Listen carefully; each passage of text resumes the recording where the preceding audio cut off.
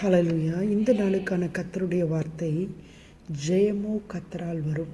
நீதிமொழிகள் 21:31. தேவனுடைய பிள்ளைகளை இந்த நாட்களில் கூட பப்ளிக் எக்ஸாம்ஸ்க்காக ப்ரிப்பேர் பண்ணி கொண்டிருக்கின்ற பிள்ளைகள் அதிக முயற்சி எடுத்து கொண்டிருக்கலாம் ஒருவேளை. ஆனால் இந்த நாளில் கர்த்தர் உங்களுக்கு சொல்லுகின்ற காரியம், ஜெயம் கர்த்தரால் வரும்.